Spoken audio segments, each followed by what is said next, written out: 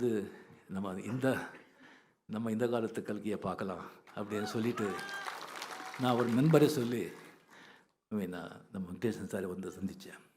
அவர் meet பண்ணும்போதே அந்த ஒரு சிரிப்பு கள்ளம் கபடி இல்லாத ஒரு சிரிப்பு. அதெல்லாம் வந்து கம்ப்ளீட்லி அது எதையோ எவ்வளோ நீட்டாக இருக்குது, எவ்வளோ க்ளீனாக இருக்குது அப்படின்னு சிரிப்பில் தெரியுது. அகத்தின் அழகு முகத்தில் தெரியும்னு சொல்லுவாங்க இல்லையா? அப்படி அந்த கண்ணெல்லாம் வந்து பார்த்திங்கன்னு சொன்னால் அப்படி நட்சத்திரம் மாதிரி மின்னுது கண்ணம். அதாவது கம்ப்ளீட்லி இன்னும் அந்த நெசிருக்கு இல்லை, அந்த அப்படிங்கிற வந்து அந்த எல்லாத்தையும் ரசிக்கிறாங்க. அந்த வாழ்க்கையை வந்து ஒவ்வொரு அணுவும் ஒவ்வொரு நிமிஷமும் ரசிக்கிறாங்க அப்படிங்கிறது அந்த கண்ணிலேயே தெரியுது.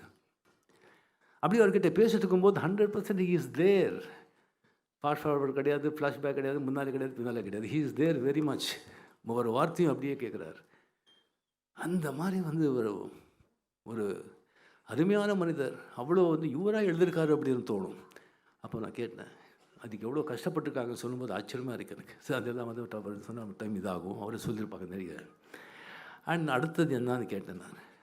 ஊமைத்தேவன், அந்த பாண்டியனோட தம்பி ஊமைத்தேவனா, அவன் அவ்வளோ பெரிய மிகப்பெரிய இது அது எழுதலாங்க இருக்கே, ரொம்ப டைம் வேணும்னு சொன்னாங்க.